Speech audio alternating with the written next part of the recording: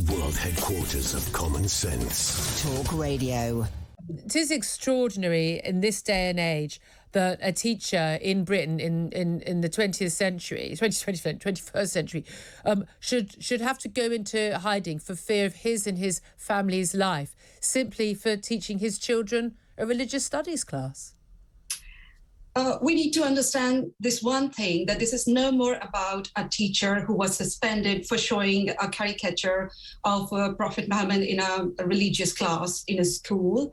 We need to understand that after that incident, since the teacher is still in hiding with his partner and kids, a precedent has been set for all the society, that you cannot criticize a certain religion, you cannot scrutinize those religious beliefs which are controversial, which are incompatible with human rights. And this is a very worrying moment for all of us as a society. Yeah, I mean, the argument seems to be from some people, well, you know, if you didn't show the cartoons, then this wouldn't have happened, as if in some way that we shouldn't have a discussion. I love the fact that this was a teacher actually wanting his children, the children in his class, to discuss, you know, religious tolerance and censorship, and to discuss that in a religious education class, completely in context, showing these cartoons. This is what prompted people to claim it was justifiable to behead people, to terrorize people, to kill people. This is what was used to justify this.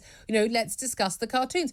Most of the people who were protested didn't even have kids at the school. Word went round. It was led by people who were nothing to do with the school whatsoever. We saw very angry protests outside the school for months on end, in fact. Very scary for the children. The teacher got suspended. I mean, for doing his job, giving children the tools to have the knowledge to have a conversation and a sensible, reasoned debate about something. You can't do that unless you've seen the cartoons, can you? Exactly, and the society, we live in a free society, and tolerance and right to free speech. These are the essential, part of our lifestyle. And I would also like to mention here that the authorities, they're a knee-jerk, response to the pressure of an angry mob standing and protesting outside the school gates. We need to understand this thing that, again, this is not about an angry mob anymore. It's about the authorities who have given up,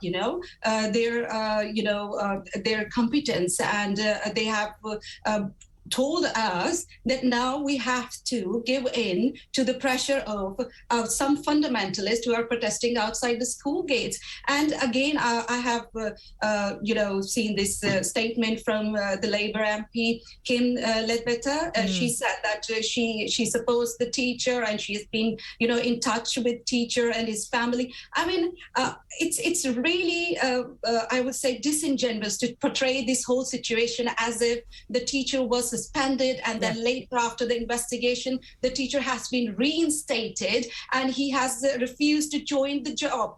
It's not that simple. We need to understand this thing. It's your fault. People who are in positions of power, it's their fault that the teacher has refused to join, back, and he's not coming to the school because he is, afraid. He has fear for his life. Indeed. And in fact, a close friend of his who's been interviewed, and he said that the teacher says he has never had a conversation with Kim Ledbetter, the MP, and has never spoken to her, and so this is absolutely untrue, he claims.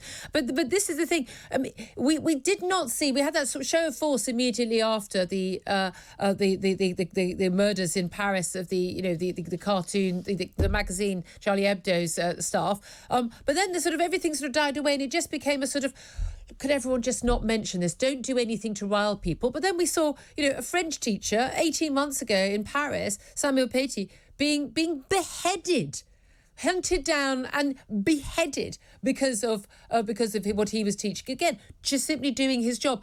And we didn't even hear a teaching union in this country even making a statement about that. We seem to have accepted that there needs to be complete censorship. We can mock Christianity, we can mock pretty much any other religion, but not have any even reasonable, respectful debate about Islam without the risk that someone will face death threats. And we need to mention one more thing, that the angry mob standing outside the school gates, they also, I would say, it was a clear threat to the Prime Minister, the UK Prime Minister, that if our religious beliefs are not respected, then the Britain, runs the risk to be a French society. Yeah. That was the clear indication of like the incident that happened in France. A teacher was beheaded in broad daylight. That can be repeated here in the UK. And again, the authorities' response to that incident has given a sort of indication to the whole society that if you are going to criticize this religion, we are not going to protect you, and then you're going to face the wrath of that angry mob. And indeed, and the result of that, of course, is every teacher censors themselves, and they get the violent protesters, because they are violent, they're threatening that is they get their way, don't they? Khadija Khan, I really appreciate you joining us. Good talk. Hot talk. Bold talk. Talk radio. Listen on your smart speaker. Watch it live on your smart TV. The world headquarters of common sense. Talk Radio.